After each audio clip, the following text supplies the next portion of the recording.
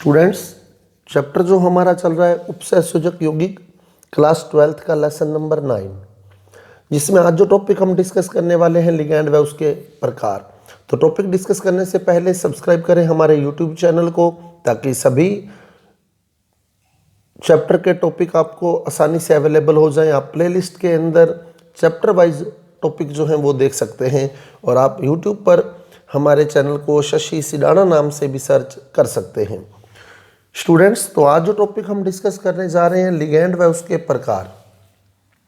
तो पिछले वीडियो में हमने उपसहसंयोजक यौगिक का सामान्य परिचय पढ़ा था। तो जिन्होंने पिछला वीडियो नहीं देखा है उसका लिंक मैंने डिस्क्रिप्शन बॉक्स में दिया है, तो वहाँ से वे पहले पिछला वीडियो देख लें ताकि उसको आसानी से अगली बातें समझ आ सकें। तो पिछले वीडियो में हमने संकुल यौगिक या उपसहसंयोजक यौगिक का एक एग्जाम्पल लिखा था K4FeCN6। कुछ एक एग्जाम्पल मैं और उठा रहा हूँ K4FeCN6, क्योंकि फिर मैं लिगैंड और उसके प्रकार डिस्कस करेंगे हम लोग। तो K4FeCN6 हमने बात की, जब इसको जल में डालते हैं, इस यौगिक को जब जल में घोलते हैं तो ये बड़ा ब्रैकेट नहीं टूटता, क्योंकि ये संकुल स्पीशीज है। तो K प्लस अलग हो जाता है और ये बड़ा ब्रैकेट अलग हो जाता है, पर बड़े ब्रैकेट के अंदर Fe और Cn जो हैं वो अलग नहीं होते, ये एक साथ रहते हैं। अब K कितने हैं? 4, तो K 4, तो ये प्लस के 4 हो गए, तो इस ब्रैकेट पर माइनस का 4 आ जाएगा। क्लियर? +4 -4, तभी ये उदासीन दिख रहा है, इस पर कोई आवेश नहीं है, क्योंकि ये प्लस का 4 है और ये माइनस का 4 है। अब एक एग्जांपल और देखें,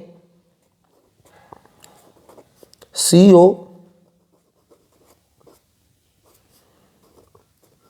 NH36 Cl3, CO NH36 Cl3। अब ये कैसे टूटेगा? अगर इसको जल में डालें तो जल में बड़ा ब्रैकेट एज इट इज रहेगा CO NH36, बड़ा ब्रैकेट एज इट इज रहेगा CO NH36, और Cl माइनस अलग हो जाएगा, Cl माइनस अलग हो जाएगा। अब Cl कितने हैं? 3, ब्रैकेट के जो बाहर है वो अलग हो जाएगा, तो Cl 3 है, तो 3 Cl माइनस। अब ये हो गए माइनस के 3, ये माइनस के 3 हो गए, तो ब्रैकेट पर जो आवेश आएगा वो आएगा प्लस का 3। तो इस प्रकार ये संकुल स्पीशीज है, संकुल आयन है, संकुल यौगिक है। ऐसे यौगिकों को ही हम उपसहसंयोजक यौगिक कहते हैं। अब बात आती है कि जल में ये बड़ा ब्रैकेट क्यों नहीं टूट रहा, कि जल के अंदर ये बड़ा ब्रैकेट एज इट इज क्यों रह रहा है, ये जो गुरु कोष्टक है ये एज इट इज क्यों रह रहा है, संकुल जो है वो एज इट इज क्यों रह रहा है? क्योंकि जल में आयनिक बंध टूट जाता है। अब इसमें और इस Cl में आयनिक बंध था, तो ये तो टूट गया, लेकिन इस ब्रैकेट के अंदर कोबाल्ट और अमोनिया के बीच उपसहसंयोजक बंध है, Fe और Cn के बीच उपसहसंयोजक बंध है, इसलिए ये नहीं टूटा। जैसे कोबाल्ट और अमोनिया वाला देखें हम लोग, तो कोबाल्ट के साथ 6 अमोनिया जुड़े हैं, कोबाल्ट के साथ 6 अमोनिया जुड़े हैं, तो 1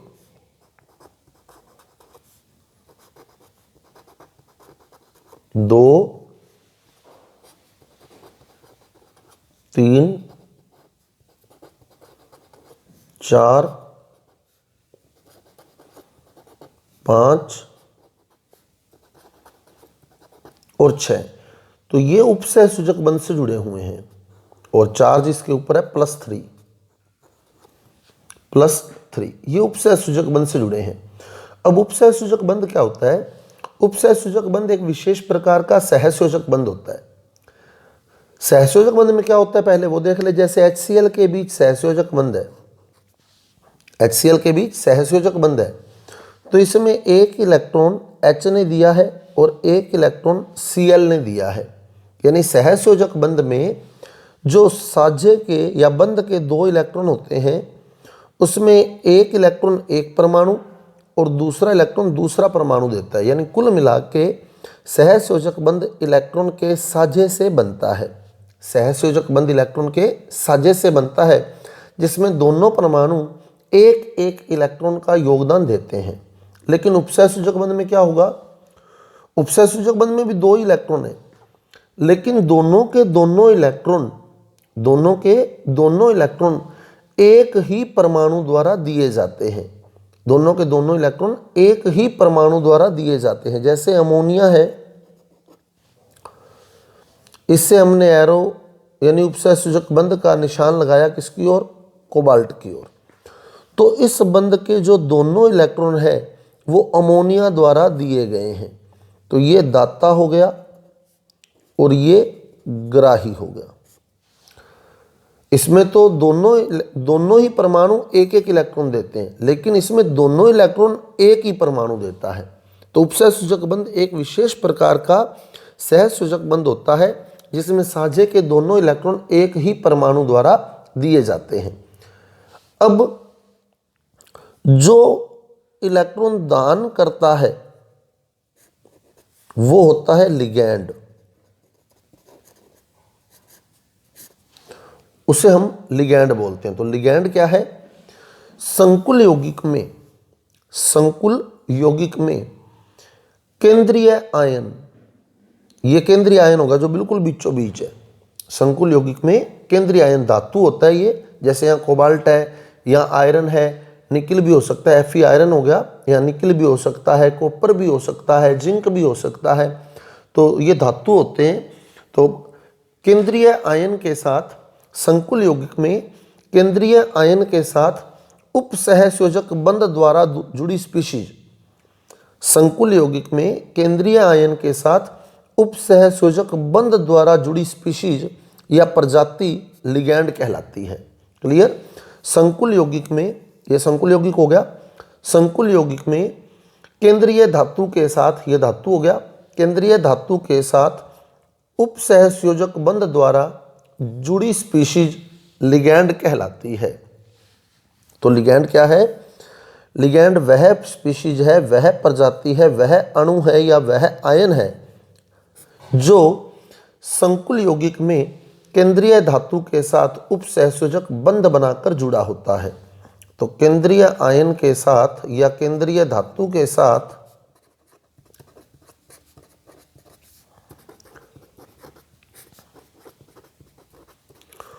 उपसहसंयोजक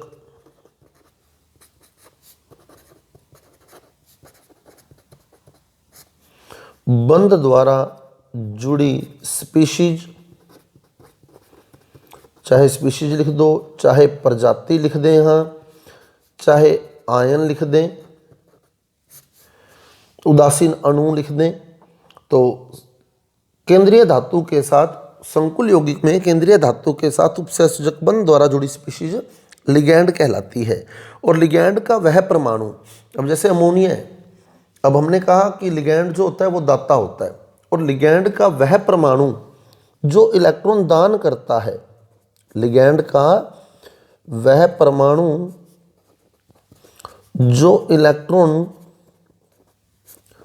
दान कर उपसहसंयोजक बंध बनाता है, लिगैंड का वह परमाणु जो इलेक्ट्रॉन दान कर उपसहसंयोजक बंध बनाता है, उसे दाता परमाणु कहते हैं। उसे दाता परमाणु कहते हैं। जैसे देखिए अमोनिया है, अमोनिया हो गया NH3, NH3 मैंने ओपन करके दिखाया NH3। अब इसमें देखिए कौन इलेक्ट्रॉन दान कर सकता है तो ये लिगैंड इलेक्ट्रॉन दान करेगा, पर लिगैंड में भी जो परमाणु है उनमें से कौन सा परमाणु इलेक्ट्रॉन दान करेगा उसे समझे हम लोग। तो अमोनिया हो गई। अब H जो है वो 1 नंबर पे आता है, H का परमाणु क्रमांक 1 है, तो यानी इसके पास 1 इलेक्ट्रॉन है, तो इसका तो 1 इलेक्ट्रॉन बंध बनाने में चला गया, इसका तो 1 इलेक्ट्रॉन बंध बनाने में चला गया। अब आता है N कितने नंबर पे, 7 नंबर पे। 7 नंबर पे देखें तो पहले कोष में कितने इलेक्ट्रॉन, 2, दूसरे में कितने इलेक्ट्रॉन, 5, तो दूसरे कोश में इसके 5 इलेक्ट्रॉन है।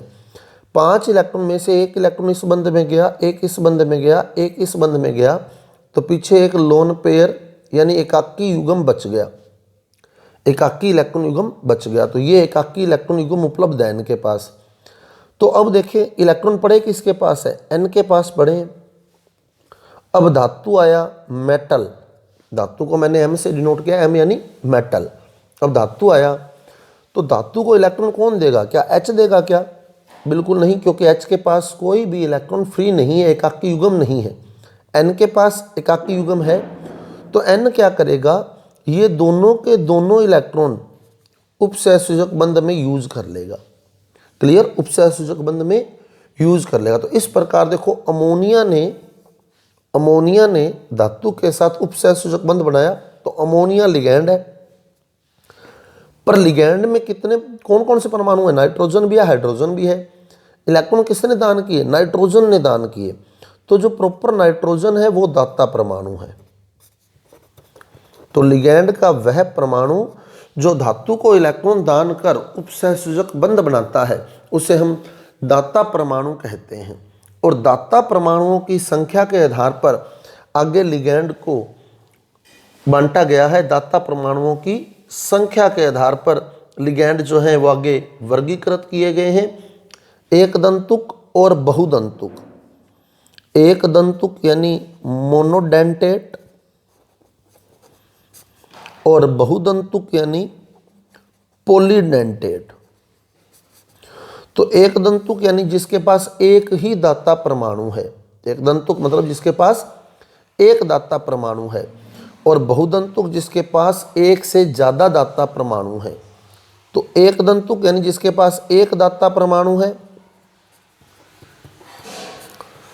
जैसे अमोनिया एक ही दंतुक है, अमोनिया एक दंतुक है, इसके पास एक ही दाता परमाणु है नाइट्रोजन, तो ये धातु के साथ एक ही उपसहसंयोजक बंध बनाता है।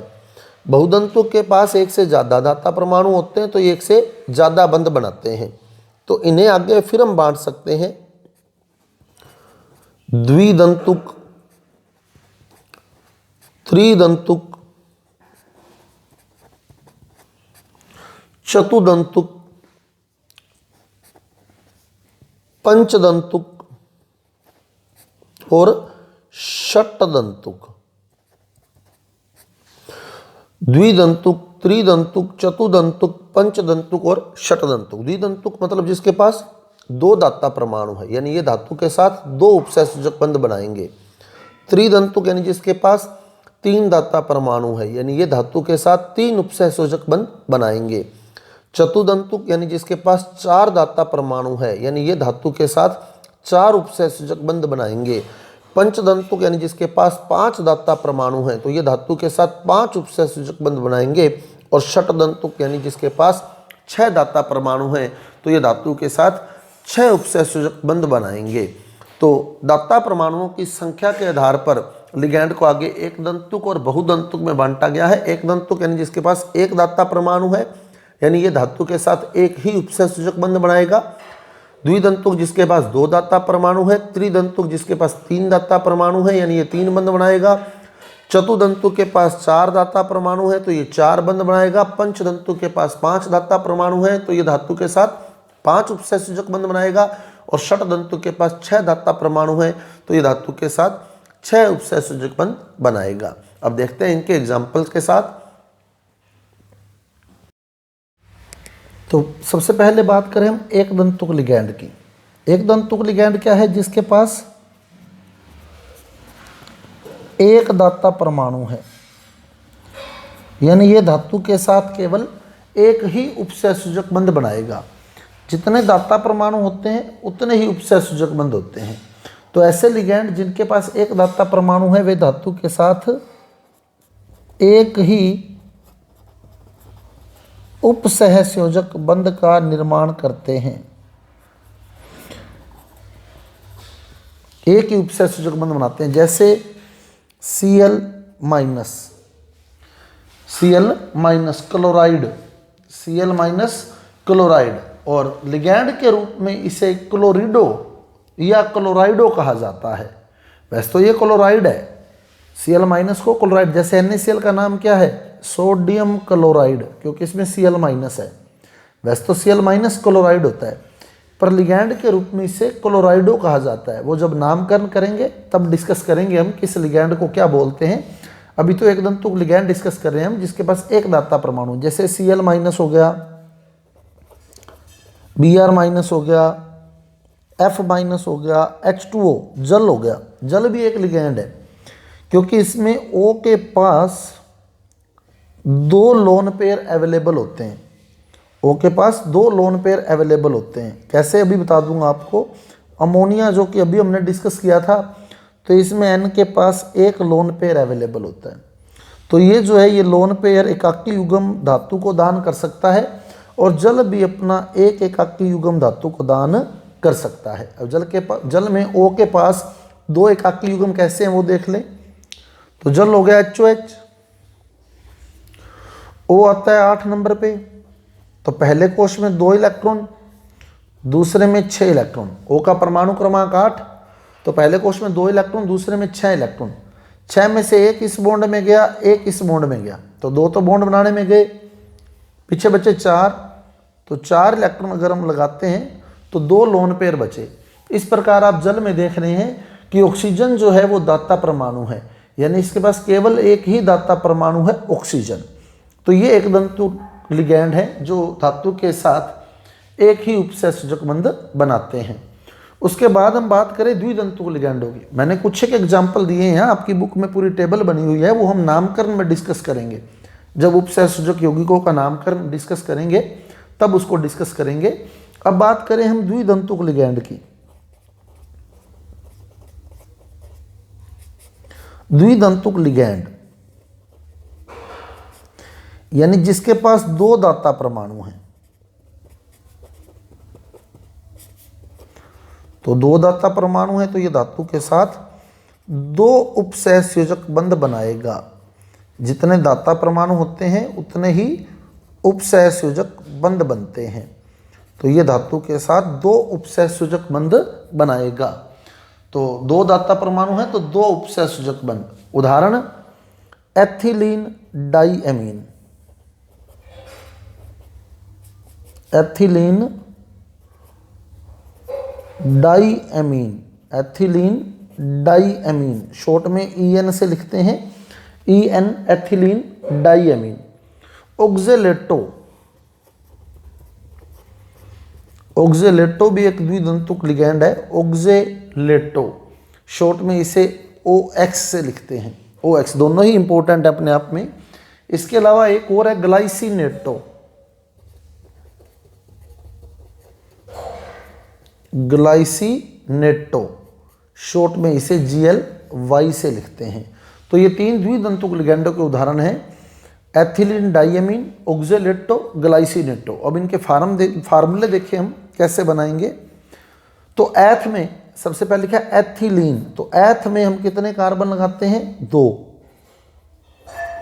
तो 2 कार्बन लगा लिए मैंने। डाइएमीन, डाई मैंने 2 एमीन लगे हैं, और एमीन होता है NH2, तो इसके साथ भी एक NH2, इसके साथ भी एक NH2। तो एथिलीन डाइएमीन, एथ में कार्बन कितने, 2, डाइएमीन यानी 2 NH2 लगा दिए। अब कार्बन की संयोजकता पूरी कर दे तो कार्बन 4 बॉन्ड बनाता है। इसने 2 बॉन्ड बना रखे तो इसके साथ 2H और लग गए। इसने भी 2 बॉन्ड बना रखे तो इसके साथ भी 2H और लग गए। तो ये फार्मूला बन गया एथिलीन डाइएमीन का।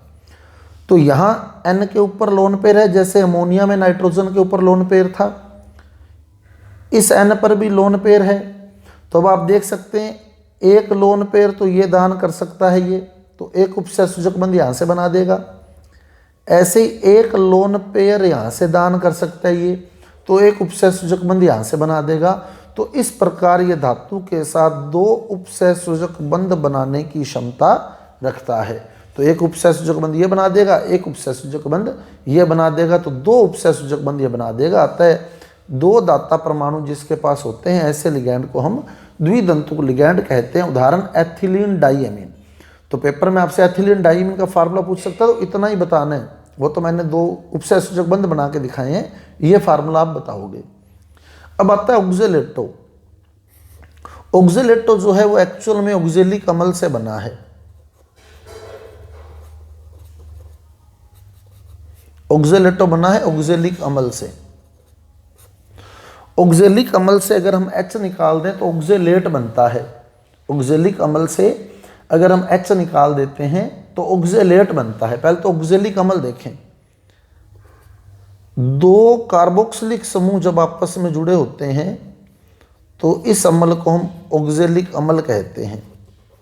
तो COOH COOH मैंने ओपन करके दिखाए हैं, COOH COOH ये ऑक्जेलिक अम्ल है। दो COH आपस में जुड़े हैं, मैंने ओपन करके दिखाए हैं। C double bond O single bond OH, C double bond O single bond OH। अब जैसे जल में O के पास दो लोन पेयर थे, वैसे यहाँ दो लोन पेयर हैं। अब जब इससे H प्लस निकल जाएगा, H प्लस निकल जाएगा, तो अब देखो यहाँ सिंगल बॉन्ड था O और H के बीच, O और H के बीच यहाँ सिंगल बॉन्ड था। एक बॉन्ड में कितने इलेक्ट्रॉन होते हैं? 2। तो जब ये O जो है ये दोनों के दोनों इलेक्ट्रॉन ले लेगा, तो अब O के पास तो इलेक्ट्रॉन बढ़ गए तो इस पर माइनस आवेश आ गया, और H के पास इलेक्ट्रॉन घट गए तो इस पर प्लस आवेश आ गया, और ये H प्लस जो है यहाँ से बाहर निकल जाएगा, तो यहाँ O पर माइनस आ जाएगा। बंद के दोनों इलेक्ट्रॉन O पर आ जाएंगे। ऐसे यहाँ से H निकल जाएगा प्लस की फॉर्म में, और बंद के दोनों इलेक्ट्रॉन O के पास आ जाएंगे। तो ये ऑक्जेलेट बन गया, और लिगैंड के रूप में इसे ऑक्जेलेटो बोला जाता है। तो ऑक्जेलेटो क्या होता है? C double bond O minus, और यहाँ भी डबल बॉन्ड O माइनस, ये ऑक्जेलेटो है। ऑक्जेलिक अम्ल से बना है ऑक्जेलेटो। ऑक्जेलिक अम्ल से ऑक्जेलिक अम्ल से बना है ऑक्जेलेटो। क्लियर? लिगैंड के रूप में इसे ऑक्जेलेटो कहा जाता है। ऑक्जेलेट, ऑक्जेलिक अम्ल से जब H निकल जाए तो ऑक्जेलेट, और एज ए लिगैंड इसको ऑक्जेलेटो कहते हैं। तो एक दाता परमाणु ये हो गया, एक दाता परमाणु ये हो गया, तो इसके पास दो दाता परमाणु हो गए, अतः ये द्विदंतुक लिगैंड है। अब आता है ग्लाइसिनेटो। ग्लाइसिनेटो जो है वो ग्लाइसिन से बना है। ग्लाइसिन जो कि एक एमिनो अम्ल है, जैव अणु में हमने पढ़ा था। अब 2021 के बोर्ड एग्जाम के लिए जैव अणु सिलेबस से हटा दिया गया है। बोर्ड परीक्षा के अंदर जैव अणु से क्वेश्चन नहीं पूछा जाएगा, पर उसमें हमने ग्लाइसिन अमीनो अम्ल पढ़ा था। ग्लाइसिन क्या था? CH2NH2 एमिनो अम्ल है। तो एक कार्बन के साथ एक एमिनो समूह जुड़ा है, एमीन समूह जुड़ा है, और एक अम्ल समूह जुड़ा है, अम्ल समूह यानी COOH। तो ये ग्लाइसिन का फार्मूला है। एक कार्बन के साथ एक एमीन समूह जुड़ा है, एक अम्ल समूह जुड़ा है, तभी ये एमिनो अम्ल बना है, एमिनो अम्ल। अब जब ये H प्लस त्याग देगा तो सेम वही बात जैसे ऑक्जेलिक अम्ल में हमने पढ़ा था कि यहाँ ये लोन पेयर आ जाएंगे, तो इस पे माइनस आवेश आ जाएगा, तो ये बन गया ग्लाइसिनेट। जैसे ऑक्जेलिक अम्ल से H निकला था ऑक्जेलेट, वैसे ही ग्लाइसिन से जब H निकला है ग्लाइसिनेट, और लिगैंड के रूप में इसे ग्लाइसिनेटो बोला जाता है। जब ग्लाइसिनेट लिगैंड के रूप में आता है तो इसे ग्लाइसिनेटो बोला जाता है। तो यहाँ आप देख सकते हैं एक दाता परमाणु ये N हो गया और एक दाता परमाणु ये O हो गया। तो इस प्रकार इसमें दो दाता परमाणु हैं, अतः ये भी एक द्विदंतुक लिगैंड का उदाहरण है। अब चले हम त्रिदंतुक लिगैंड पे।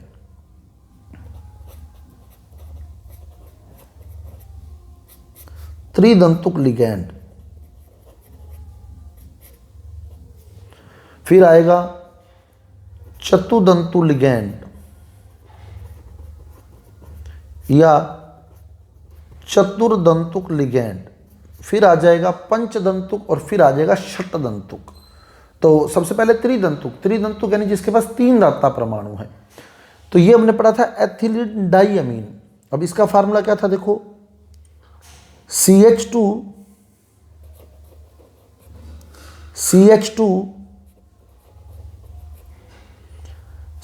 के साथ NH2, इस CH2 के साथ भी NH2,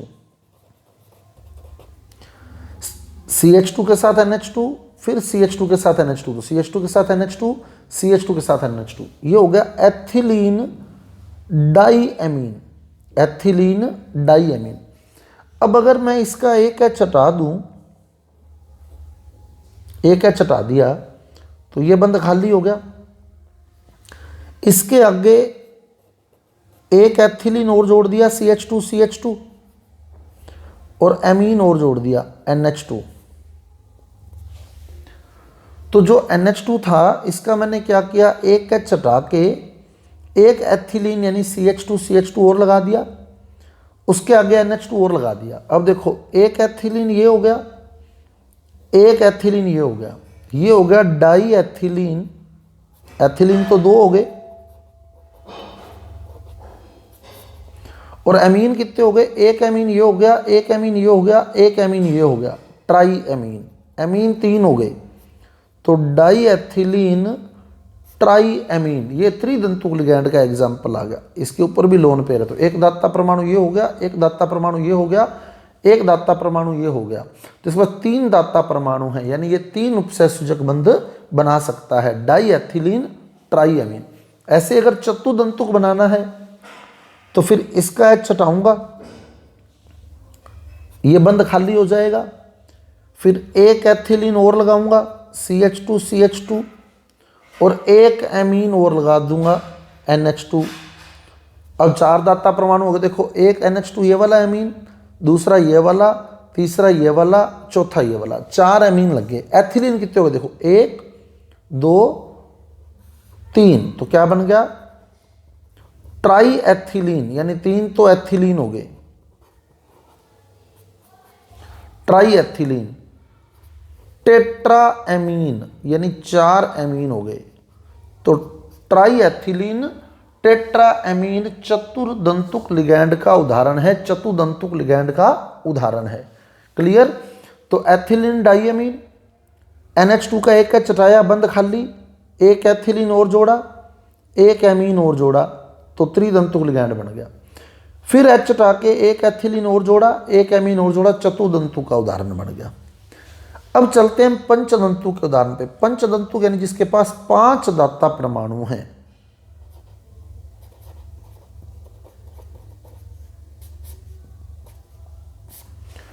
पंचदंतुक जिसके पास पांच दाता परमाणु हैं, तो ये भी एथिलीन डाईएमीन से बना है।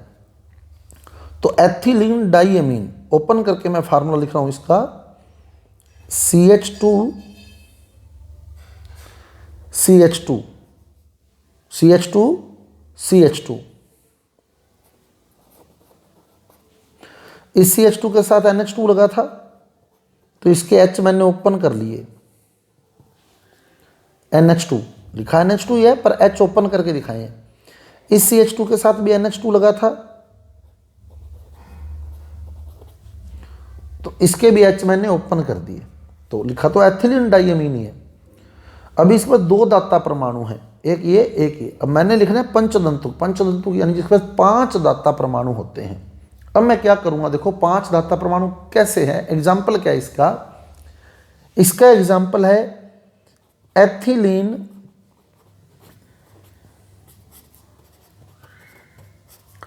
डाईएमीन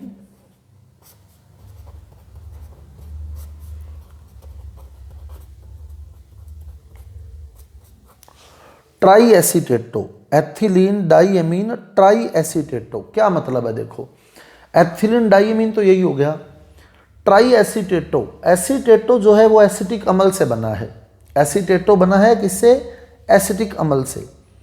अब एसिटिक अम्ल क्या होता है, देखो एसिटिक अम्ल होता है CH3COOH, ये एसिटिक अम्ल है।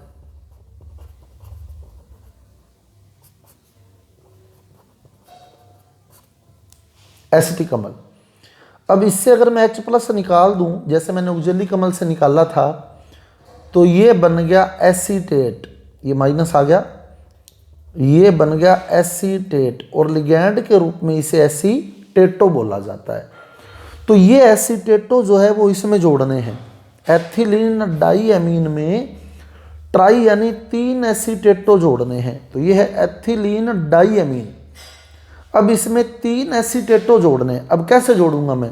ये वाला H निकाल दूंगा, बंद खाली हो जाएगा। ये वाला H निकाल दूंगा, बंद खाली हो जाएगा। तो एक एसीटेटो यहाँ जोड़ दूंगा, एक एसीटेटो यहाँ जोड़ दूंगा। इस H को हटाने के बाद ये बंद खाली हो जाएंगे। देखो ऐसे ही यहाँ से H निकाल दूंगा तो ये बंद भी खाली हो जाएगा। तो 3 बंद खाली हो जाएंगे। एक एसीटेटो यहाँ जोड़ूंगा, एक एसीटेटो यहाँ जोड़ूंगा, एक एसीटेटो यहाँ जोड़ दूंगा। इस प्रकार मैं 3 एसीटेटो जोड़ दूंगा तो ये ट्राई एसीटेटो बन जाएगा। Clear? Ethylene diamine tri acetato. अब एसीटेटो है CH3COO-। अब इस H को निकाल दिया तो यहाँ बंद खाली हो गया, तो लेकिन इधर से कोई बंद खाली नहीं है। तो इधर से मैं क्या करूँगा, इसका भी एक H निकाल दूंगा। तो जहाँ 3 CH हैं, 3 H हैं, वहाँ 2 रह जाएंगे। तो इसका बंद भी खाली हो जाएगा, क्योंकि इसको इसमें जोड़ना है। तो जोड़ना है तो बंद खाली होना चाहिए कोई ना कोई। तो इसलिए जहाँ 3 H थे वहाँ से मैंने क्या किया, एक H निकाला तो एक बंद खाली हो गया। अब ये यहाँ जोड़ दिया। क्या जोड़ दिया? CH2COO-।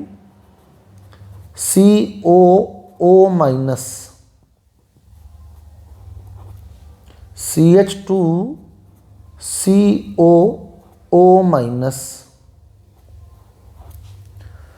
CH2COO-। तो तीनों H वो निकाल दिए और वहाँ ये एसीटेटो CH2COO- जोड़ दिया। तो ये बन गया एथिलीन डाईएमीन ट्राई एसीटेटो। शॉर्ट में इसे EDTA-3 से लिखते हैं। EDTA-3 मतलब E से एथिलीन, D से डाईएमीन, T से ट्राई, A से एसीटेटो, -3 का मतलब है -1, -2, -3। तो E से एथिलीन, D से डाईएमीन, T से ट्राई, A से एसीटेटो, -1, -2, -3। तो एथिलीन डाईएमीन ट्राई एसीटेटो पंचदंतुक हो गया। अब अगर षटदंतुक बनाना है जिसको 6 दाता परमाणु होंगे, तो उसका एग्जाम्पल क्या है? Ethylene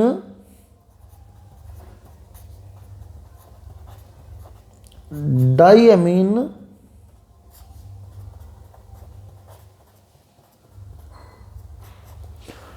tetra acetato. टेट्रा यानी 4 एसीटेटो लगाने हैं। तो 3 तो ये लग ही गए इसमें, और अगर टेट्रा बनाना है तो अब आप समझ गए होगे क्या करेंगे।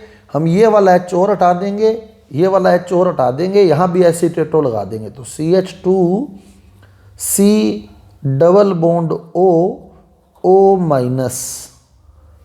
तो इस प्रकार एक एसीटेटो यहाँ भी लग जाएगा, CH2COO-।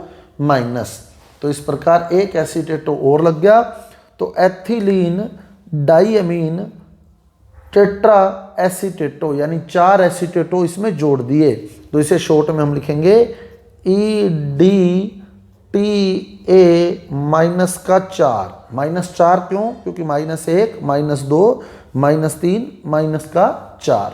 तो एथिलीन डाईएमीन टेट्रा एसीटेटो ये षटदंतुक लिगैंड का उदाहरण हो गया। अब एक दंतुक लिगैंड हमने पढ़े जिसके पास एक दाता परमाणु होता है, लेकिन कुछ लिगैंड ऐसे होते हैं जिनके पास दाता परमाणु तो 2 होते हैं। दाता परमाणु कितने होते हैं? 2।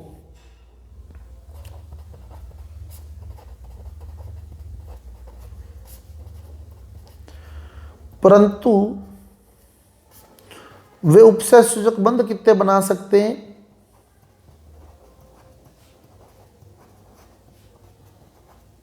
1। सामान्यतः जिसके पास एक दाता परमाणु होता है वो एक उपसहसूचक बंध बनाता है। जिसके पास 2 दाता परमाणु होते हैं वो 2 उपसहसूचक बंध बनाते हैं। जिनके पास 3 दाता परमाणु है वो 3 उपसहसूचक बंध, 4 दाता परमाणु है वो 4 उपसहसूचक बंध।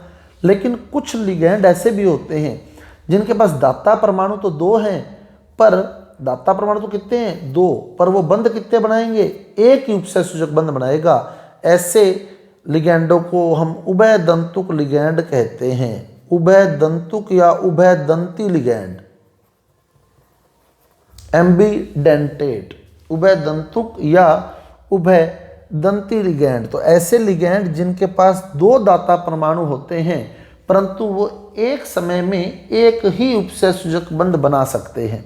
दाता परमाणु तो कितने हैं? दो, परंतु एक समय में एक ही दाता परमाणु उपसय सूचक बंध का निर्माण कर सकता है।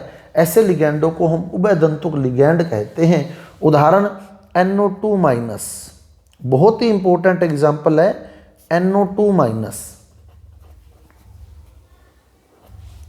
अब NO2- की स्ट्रक्चर देखें तो N के साथ एक तो डबल बॉन्ड O है और एक सिंगल बॉन्ड O है।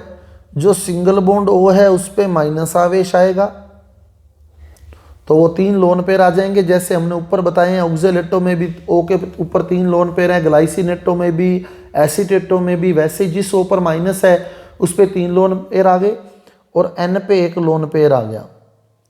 क्लियर? तो अब देखें इसके पास दाता परमाणु तो 2 हैं, या तो ये वाला O इलेक्ट्रॉन दान कर सकता है या N इलेक्ट्रॉन दान कर सकता है। क्लियर?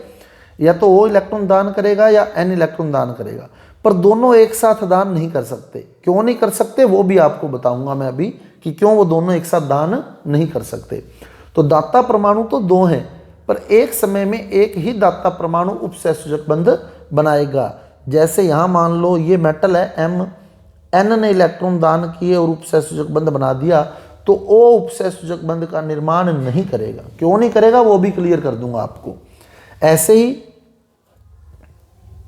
बुक्स में हम ये तो पढ़ते हैं कि केवल एक ही उपसय सूचक बंध बनाएगा, पर 2 क्यों नहीं बनाएगा उसको भी हम क्लियर करेंगे। अब ये था NO2-, और अगर O इलेक्ट्रॉन दान कर देगा, लोन पेयर दान कर देगा तो केवल O ही उपसय सूचक बंध बनाएगा, यहाँ N उपसय सूचक बंध नहीं बनाएगा। M मेटल है तो N उपसय सूचक बंध नहीं बनाएगा। क्यों नहीं बनाएगा वो देखो, क्योंकि जब द्विदंतुक लिगैंड, इस पे आ रहा हूं मैं, द्विदंतुक लिगैंड धातु को इलेक्ट्रॉन देते हैं, तो इन्होंने धातु को इलेक्ट्रॉन दिया तो आप देखो एक वलय बनी, ये एक रिंग बन गई है देखो पूरी।